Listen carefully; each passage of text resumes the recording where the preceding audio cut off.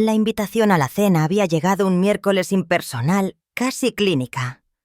Una tarjeta impresa sin escritura, a mano, solo el tipo de tipografía rígida que se usa para funciones corporativas. Está cordialmente invitada a una celebración en honor a la promoción de Martin Gray como director regional.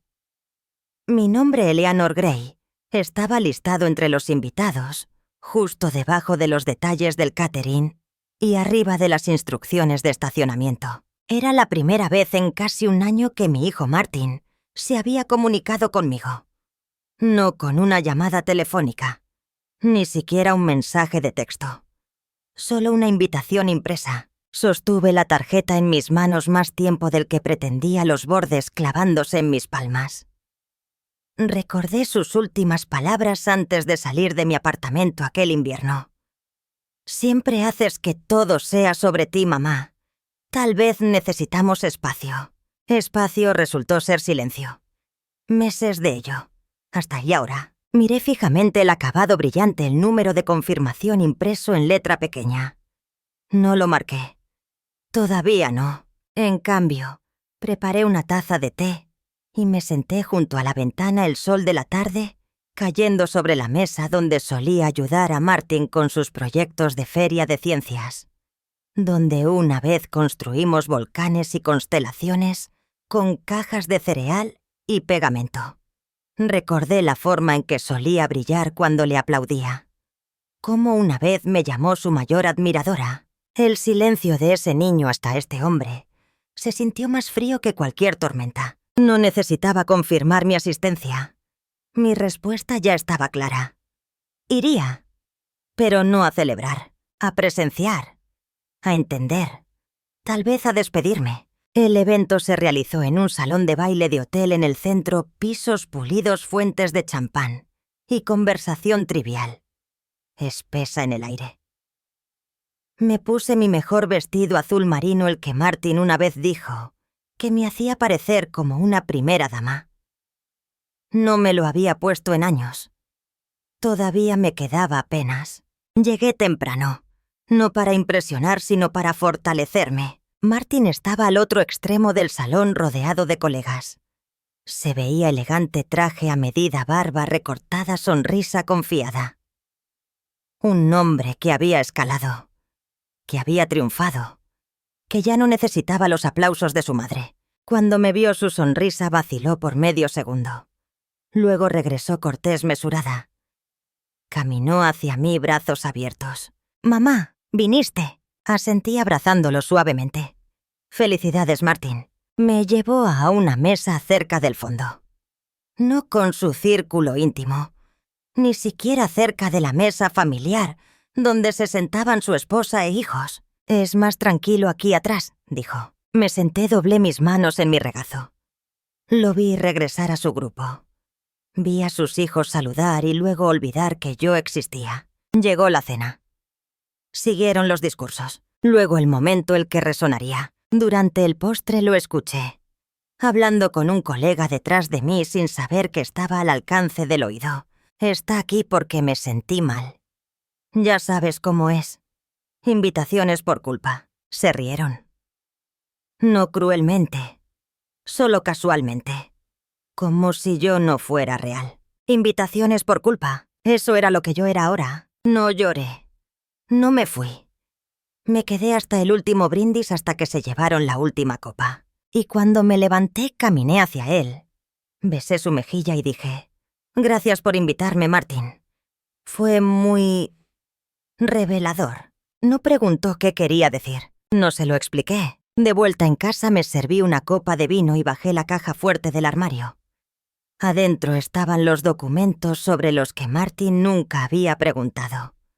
Mi testamento, mi seguro de vida, el fideicomiso que Arthur y yo habíamos establecido años atrás para cuando ambos nos fuéramos. Todo estaba todo. Abrí las carpetas, las extendí sobre la mesa. Mis dedos no temblaron. No por ira, por claridad. Martin había dicho que me invitaron por lástima, pero había olvidado los cimientos bajo sus pies, los años que había vertido en sus sueños, en su estabilidad. Las horas que pasé limpiando casas para que él pudiera asistir a una mejor escuela. Las comidas que me salté para pagar sus libros universitarios. El aliento que le di cuando dudaba de sí mismo. Ya no veía eso, solo veía obligación. Hice las llamadas a la mañana siguiente.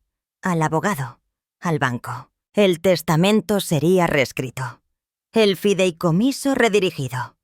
No por castigo, sino protección. Para mí misma. Para la dignidad que había pasado una vida ganando. El nuevo beneficiario sería la Fundación Girls to Graduates, un programa de becas para mujeres jóvenes, sin red de seguridad. Chicas como yo una vez fui. Mujeres como me había convertido. Los documentos se finalizaron para fin de mes. Firmas pulcras, sellos notariales, sobres oficiales, sellados con el peso de una decisión que no necesitaba anuncio. No llamé a Martín. No envié una carta. Simplemente eliminé el futuro que una vez asumió que era suyo. Silenciosamente. Firmemente. Completamente. Y entonces comencé de nuevo. Doné las maletas que una vez había empacado para visitas familiares. Eliminé los recordatorios recurrentes del calendario para cumpleaños por los que nunca me agradecieron recordar. Me quité de los roles que nunca me vieron desempeñar. Y en el espacio que quedó, encontré respiración. Comencé a hacer voluntariado en el centro de alfabetización del centro, donde mujeres de todas las edades venían a leer por primera vez. Le enseñé a una mujer llamada Rosa cómo escribir su nombre. Lloró cuando lo vio en papel. Comencé a peacornear de nuevo, no para otros, sino para mí. Tartas de manzana, pan de plátano, scones de canela. La cocina olía a pan, la memoria y libertad. Y en las tardes escribía. No memorias, no cartas, solo reflexiones, solo verdad, solo palabras que ya no necesitaban permiso. Martín no notó que me había ido. No al principio. Tomó meses, hasta que llamó un día. Su voz era distante, vacilante. «Mamá, ¿estás bien? No he sabido de ti», respondí con calma. «Estoy bien, Martín. Gracias por tu preocupación». Preguntó si podríamos reunirnos. Hice una pausa, luego respondí. «Tal vez, pero solo si no es por lástima». Y colgué. El silencio que siguió no fue pesado, fue paz. Las siguientes semanas pasaron en una quietud inquietante, como si el mundo hubiera suavizado sus bordes lo suficiente para que Gloria procesara lo que había transcurrido. No le contó a nadie sobre el testamento. No buscó validación ni siquiera de su amiga más cercana, Lorraine, quien seguramente habría aplaudido su fortaleza. En cambio, se permitió la soledad para llorar no solo la crueldad de su hijo, sino los años de dar sin cuestionamientos que la precedieron. Revisó fotos viejas una tarde. No por nostalgia, sino por curiosidad. Estudió el rostro de Adam en varias etapas de su vida. El niño pequeño en pijamas de dinosaurio, el adolescente con la sonrisa incómoda, el joven en toga y birrete. Había señales ahora que miraba más de cerca, pequeños momentos donde el derecho había parpadeado bajo su encanto.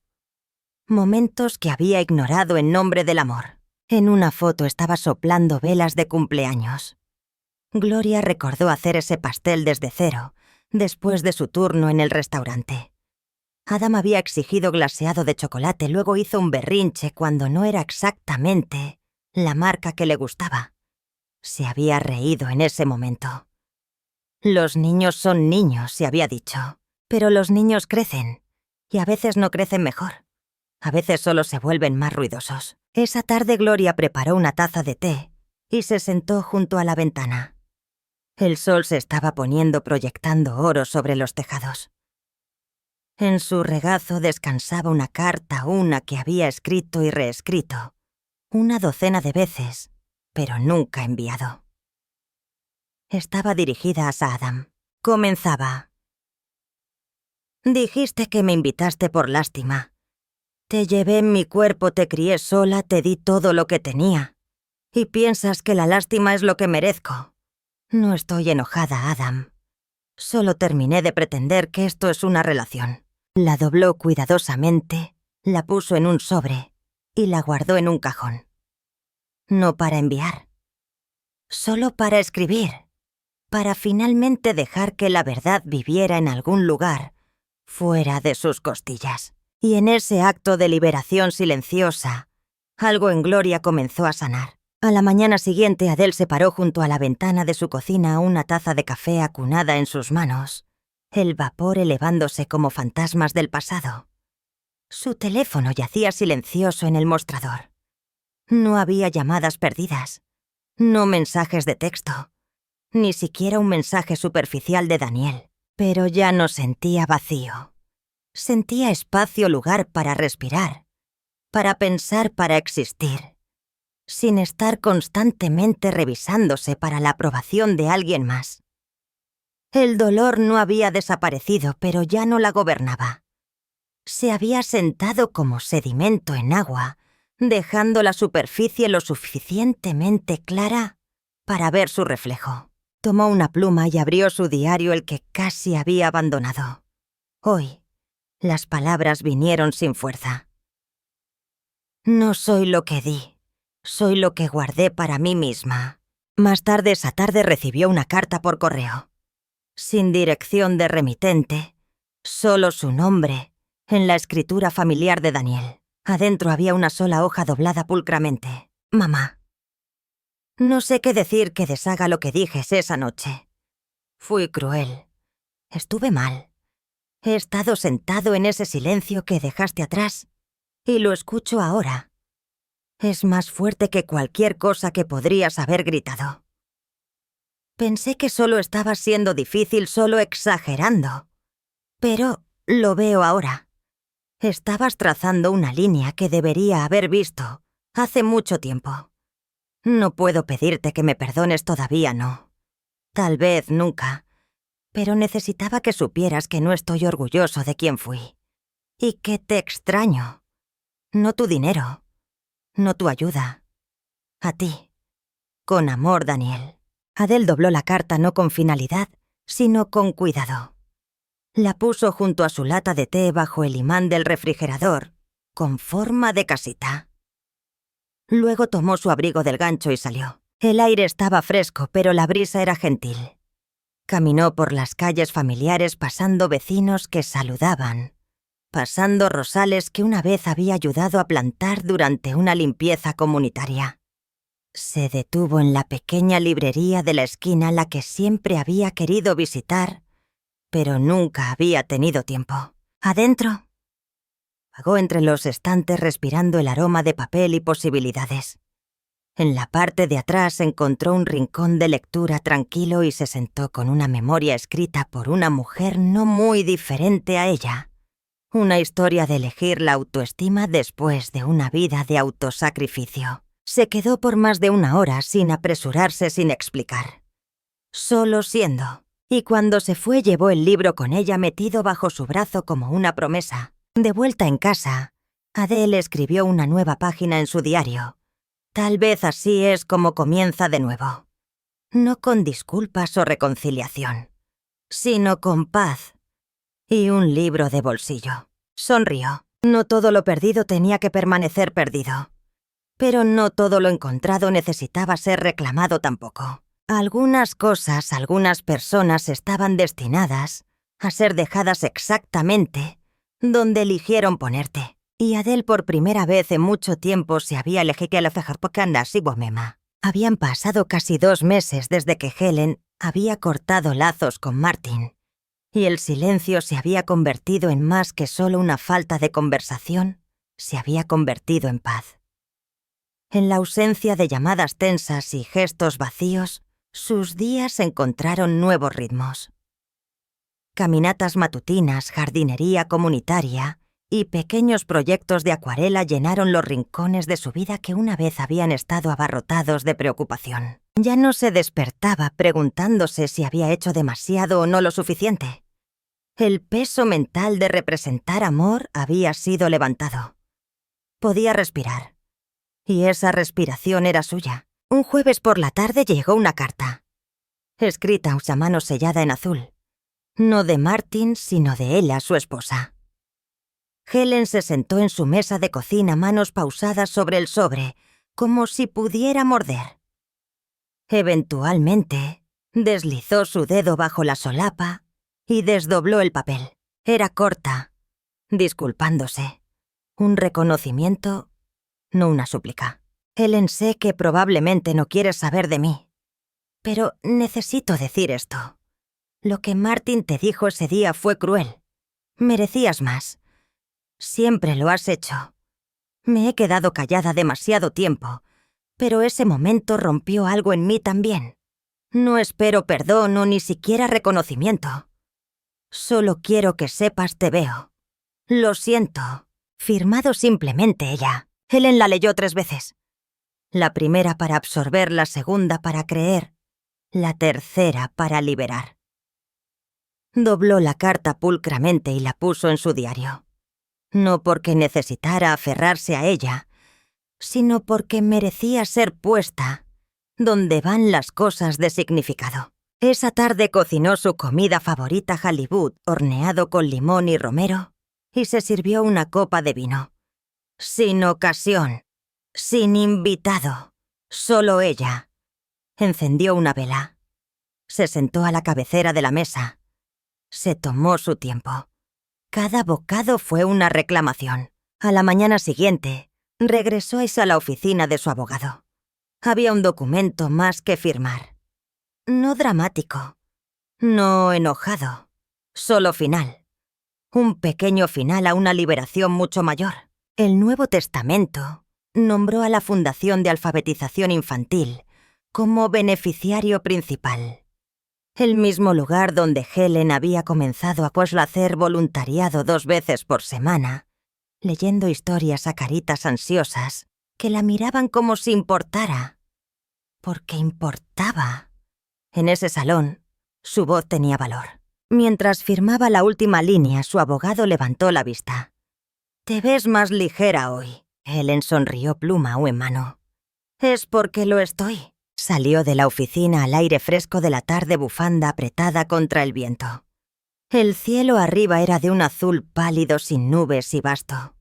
Y por primera vez en mucho tiempo, Helen sintió que su historia no se estaba cerrando. Solo estaba comenzando otro capítulo, uno escrito completamente de su propia mano. La casa estaba silenciosa.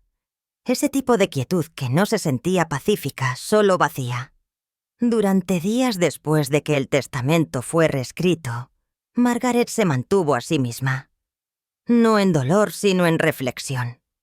Su hijo había elegido enmarcar su amor como lástima, reducir toda una vida de cuidado y sacrificio a un gesto de condescendencia.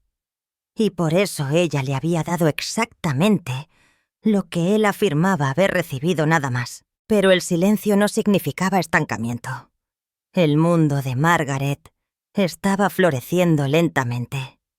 En la ausencia de las viejas obligaciones, su tiempo se extendía amplio y suave como la luz del sol.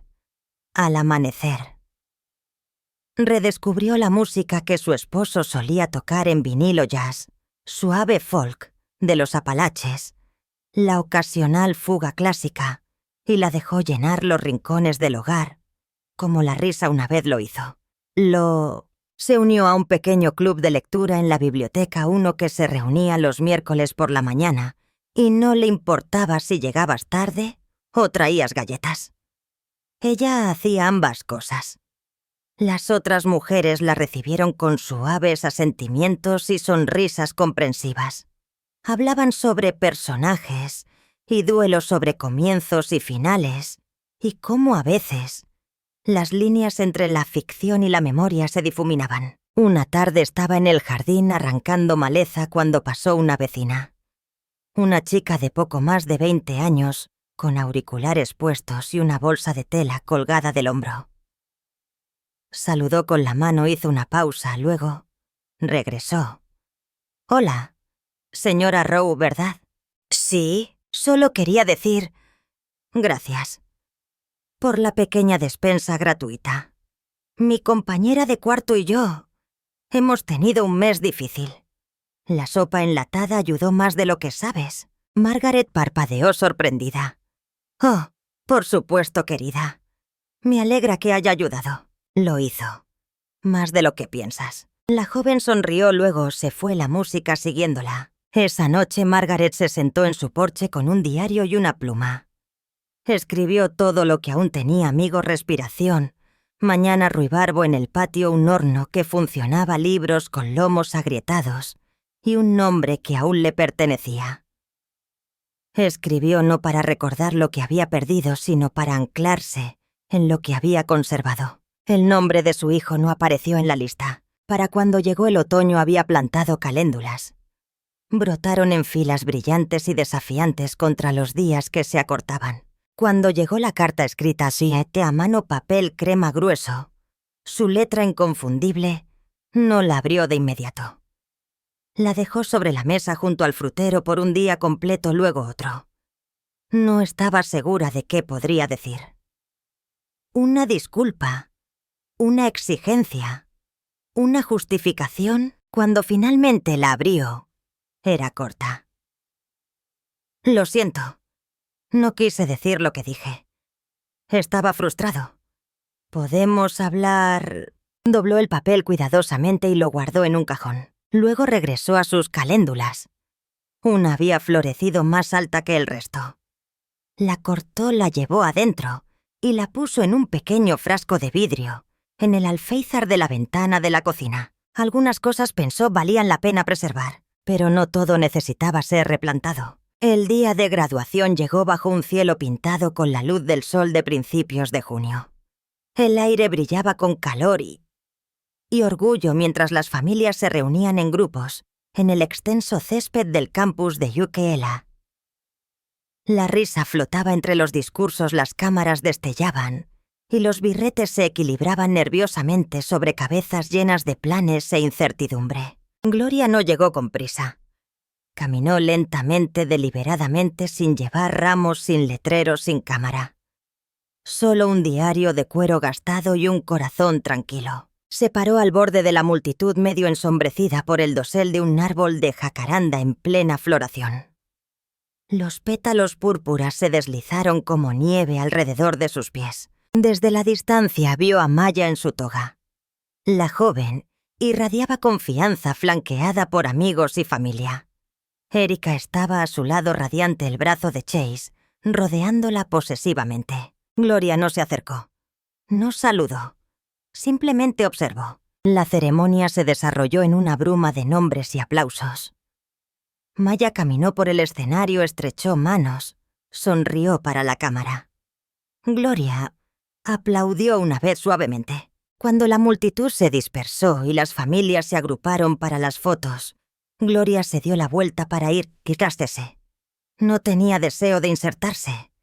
Había venido no para ser vista, sino para ver, para confirmar que Maya lo había logrado. Que su parte de la historia, sus sacrificios, su silencio, había florecido en algo. Pero mientras pisaba la acera, una voz gritó: «¡Abuela!». Gloria se detuvo. Se dio la vuelta. Maya caminaba hacia ella, birrete en mano, ojos muy abiertos. «No pensé que vendrías», dijo. «No vine por una foto», respondió Gloria. «Lo sé», dijo Maya. Y esta vez no había frivolidad ni sonrisa burlona. «Te vi parada allí». No estaba segura si debía venir a decir algo. «No tienes que hacerlo», dijo Gloria. «No todo lo roto necesita reparación». Maya se mordió el labio. «¿Pero qué pasa si quiero intentarlo?». Gloria la consideró. La chica que una vez puso los ojos en blanco al pan de plátano, que se rió al mencionar el legado. Pero esta Maya se veía diferente. Más mayor. Más tranquila. «Intentar es un comienzo», dijo Gloria. Y con eso se pararon bajo el árbol de jacaranda, en una burbuja de silencio. Dos mujeres de mundos diferentes, cosidas juntas por sangre perdida, y un entendimiento compartido de que el crecimiento a veces florece de la fractura. Gloria no prometió nada, pero tampoco se alejó. Eso fue suficiente. Por ahora, el verano llegó silenciosamente anunciado por el aroma del jazmín y el zumbido bajo de las cigarras en la tarde tardía. Gloria había comenzado a medir el tiempo no por días festivos o hitos familiares, sino por la madurez de los duraznos en el mercado, la floración de los lirios en su balcón y la forma en que la luz del sol se extendía más tiempo a través de sus ventanas. Un viernes por la mañana, mientras bebía su té junto a una ventana abierta, recibió un mensaje inesperado. No era de Maya o Erika, sino de alguien de quien no había sabido en años, una vieja vecina June, cuya hija una vez había jugado rayuela con Maya en la acera. El mensaje era breve. Escuché sobre lo que hiciste. Solo quería decir gracias. Ojalá mi propia madre hubiera puesto límites cuando lo necesitaba. Esa oración se aferró a Gloria como lino en un día húmedo. No se había dado cuenta de cuántas mujeres habían estado observando desde las líneas laterales, observándola soportar, observándola servir, observándola desaparecer y ahora observándola regresar. No con venganza, sino con gracia silenciosa. No estaba liderando una revolución. No estaba escribiendo manifiestos. Simplemente estaba viviendo de manera diferente. Pero eso era lo suficientemente radical. Más tarde, esa semana Gloria fue invitada a hablar en un grupo local de mujeres sobre resistencia y renovación en la vida tardía. Dudó, no por miedo, por humildad. ¿Qué podría decir que importara? Entonces recordó la carta de Walter, ahora amarillenta y suave con el tiempo. «Nunca eres solo algo», había escrito. Se paró en el podio en un cuarto modesto lleno de sillas plegables y ojos amables, y dijo la verdad. Sobre invisibilidad, sobre límites, sobre redescubrir a la mujer detrás del delantal. Cuando terminó el aplauso no fue fuerte, pero fue sincero. Una mujer en la primera fila lloró abiertamente. Gloria caminó a casa esa noche sin maquillaje, sin paraguas y sin miedo. Sintió la lluvia en su piel como una bendición, porque incluso en una vida podada hasta sus raíces, el nuevo crecimiento siempre encuentra una manera de florecer. Semanas después de su discurso, Gloria recibió una nota escrita en una mano, entregada en su puerta. Sin sobre, sin nombre, solo un pedazo doblado de papel crema deslizado bajo la alfombra. Te vi hablar. No sabía que necesitaba tu historia hasta que no pude dejar de pensar en ella. Gracias por recordarme que irse no siempre significa abandonar, a veces significa regresar a ti misma. No había firma. Pero Gloria no la necesitaba. Las palabras fueron suficientes. Esa tarde puso la nota en su diario entre las páginas donde había escrito sobre la noche que salió de esa cena de Navidad. Había comenzado a ver esos momentos no como finales, sino como umbrales. Puertas silenciosas abriéndose hacia algo más honesto. Al otro lado de la ciudad, el silencio entre ella y su familia continuaba. Erika había hasta enviado un email corto, estéril, como si escribir doliera. «Espero que estés bien. La pasantía de Maya comienza pronto». Ella preguntó si vendrías a la cena de despedida. Sin disculpa, sin calidez, solo obligación con un lazo. Gloria cerró su laptop y salió a caminar. El vecindario había cambiado. Había nuevas familias en casas que una vez conoció. Niños que saludaban, pero no sabían su nombre. Y sin embargo, mientras paseaba por la biblioteca, vislumbró su propio rostro en el vidrio. Más vieja, sí, pero más fuerte.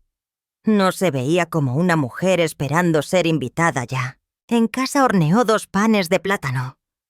Uno lo entregó silenciosamente a una vecina que estaba pasando por un divorcio. El otro lo conservó para ella misma. Había para mí aprendido algo raro: puedes llorar a una persona que todavía está viva, y aún amarla, y aún elegir no dejar que te lastime más. Más tarde esa semana, Gloria firmó los papeles para establecer una pequeña residencia de escritores en la biblioteca de su pueblo. El espacio era modesto, un escritorio en la esquina, una pila de diarios, una placa que decía «La mesa de la mujer silenciosa». Era suficiente. No necesitaba que su familia lo entendiera. Solo necesitaba saber que el legado que una vez les ofreció libremente ahora había sido redirigido. No por amargura, sino por elección, porque no había terminado de dar. Simplemente había decidido dar donde era vista. La primera vez que Gloria regresó al viejo banco del parque, el que estaba bajo el tilo, donde una vez se sentó cuestionando su lugar en el mundo, era primavera otra vez. Esta vez vino no con una tormenta en su pecho, sino con un cuaderno de dibujo en su mano. Una chica se sentó cerca leyendo un libro de bolsillo gastado. Joven, tal vez 16. Las mangas de su sudadera cubrían sus manos. Su mochila se hundía como si cargara más que libros. Gloria sonrió gentilmente, no dijo nada y comenzó a dibujar. No a la chica, no directamente, sino la quietud entre ellas. La manera en que el silencio podía ser consuelo, no frialdad. Pasaron unos minutos. Luego la chica miró y dijo: «¿Eres artista?» Gloria se rió. «No oficialmente, pero me gusta notar las cosas». La chica asintió lentamente. «Yo solía dibujar, antes de que mi mamá se enfermara». Se sentaron en silencioso entendimiento por un rato. Cuando la chica se fue, susurró: «Gracias por no hacer demasiadas preguntas». Gloria no necesitaba ya hacerlas. Había aprendido que algunas personas aparecen sin necesidad de explicar por qué se fueron. Esa tarde, Gloria puso el dibujo en su mesa de cocina y lo tituló Resistencia. No llamó a Saérica. No confirmó asistencia a la cena de despedida de Maya. Pero sí escribió una carta. No para enviar, solo para dejar salir el dolor. «Querida Maya, te he visto crecer desde la niña que envolvía sus brazos alrededor de mi cintura y rogaba por un cuento más, antes de dormir, hasta la mujer que olvidó que yo alguna vez los escribí. Eso dolió. Pero el dolor no es donde vivo ya. Espero que tu mundo te enseñe suavidad, no solo estrategia. Espero que hagas espacio en tu mesa para mujeres que pavimentaron el camino que caminas. Y espero que un día le escribas a alguien como yo una carta y signifiques cada palabra. Amor siempre, Gloria». Dobló la carta y la deslizó en su diario. No todo necesitaba ser enviado para hacerlo real. Afuera el viento movió las cortinas. Adentro Gloria sonrió, no porque algo hubiera cambiado, sino porque ella sí lo había hecho. Y por primera vez en mucho tiempo, no quería el permiso de nadie más para sentirse completa. Fuese en una tranquila mañana de domingo que Gloria encontró el sobre color crema, sin sellar, con su nombre escrito a mano, en la inconfundible letra inclinada de Derek. Había sido deslizado bajo su puerta en algún momento, antes del amanecer. Se sentó con él por más de una hora, taza de té calentando sus palmas, el sobre, sin abrir, en la mesa frente a ella. No por miedo, ya no, sino porque había aprendido que las respuestas deberían llegar en sus términos. Cuando finalmente deslizó su dedo bajo la solapa, lo que encontró no era lo que esperaba. Sin disculpas, sin largas explicaciones. Solo una página. «Mamá, dije algo cruel. Ahora lo sé. Tal vez fue defensividad. Tal vez fue orgullo. Pero la verdad es que dejé que mi vergüenza se convirtiera en tu sombra. Y lo siento. No merecías lástima. Merecías reverencia. Sé que llego tarde al decirlo, pero te veo ahora. Si alguna vez quieres hablar otra vez, eso depende de ti. Pero quería que supieras eso. Derek». Gloria exhaló lenta y largamente. No porque arreglara todo. No lo hizo, sino porque nombró la herida. Esa tarde caminó a la librería de la calle. Compró un nuevo diario encuadernado en cuero, con páginas gruesas color crema, y se sentó en su café favorito junto a la ventana. El mismo que solía visitar décadas atrás, cuando Derek estaba en la escuela primaria.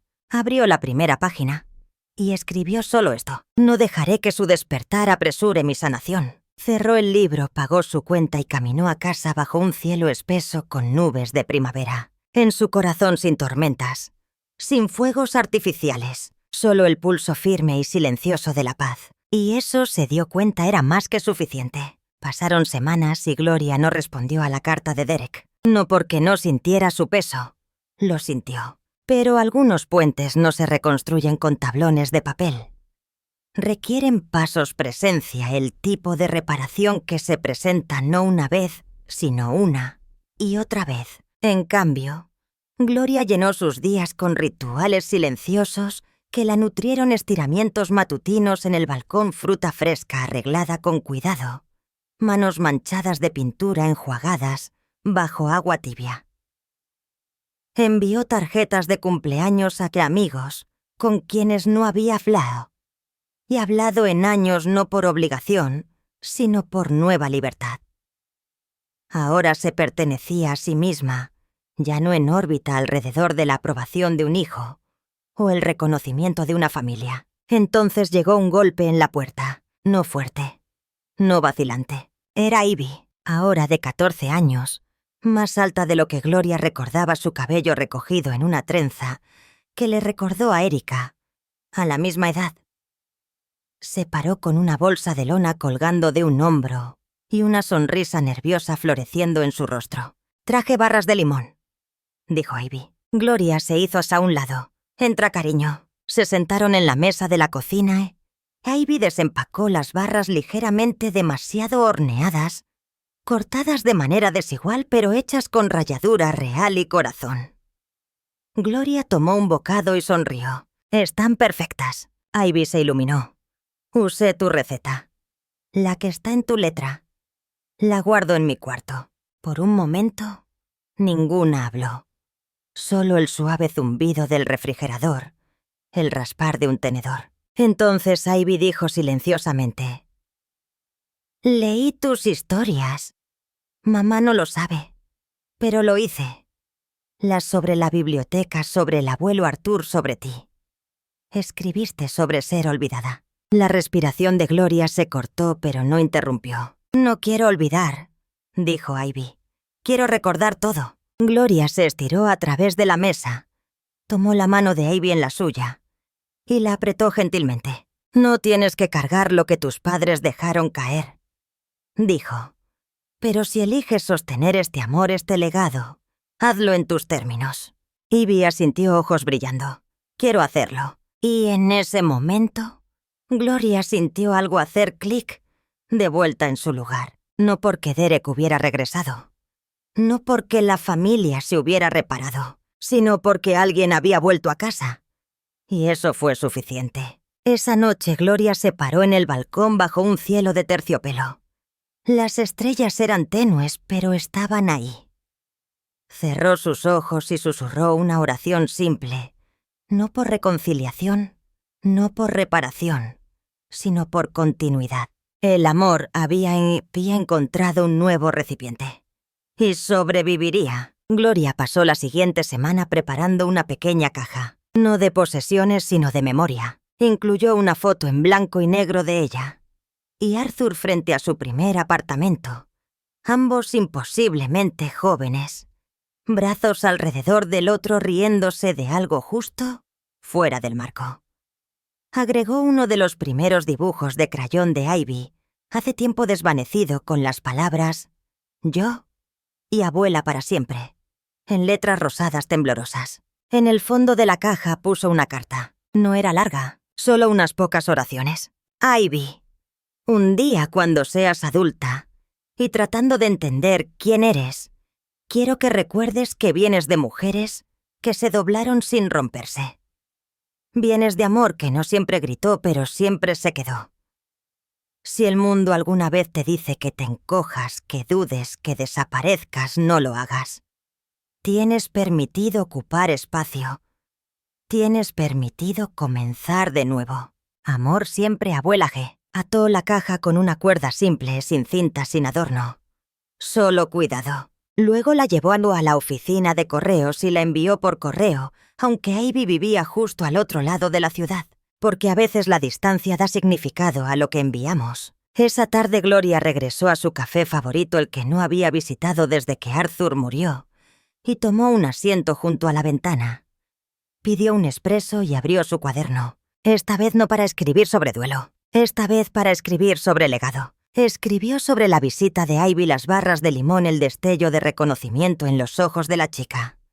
Escribió sobre lo que significaba ser recordada mientras aún estaba viva. Y mientras el sol se derramaba sobre su página, se dio cuenta de algo vital. Ya no estaba viviendo en el dolor de la ausencia. Estaba viviendo en el pulso de su propia presencia. Gloria no había arreglado todo, pero había reescrito el final. No con fanfarria, con fundamento. Esa noche, antes de acostarse, movió la carta de Arthur del cajón al estante de libros. No para esconderla, sino para dejarla respirar. Para dejar que sus palabras fueran parte de su vida diaria, no un secreto solo para los días difíciles. Se paró frente a su espejo, cabello gris y suelto alrededor de sus hombros, ojos cansados pero claros, y susurró: «Lo lograste». No la vida que imaginó, sino la vida que había reclamado. Y eso finalmente entendió era suficiente.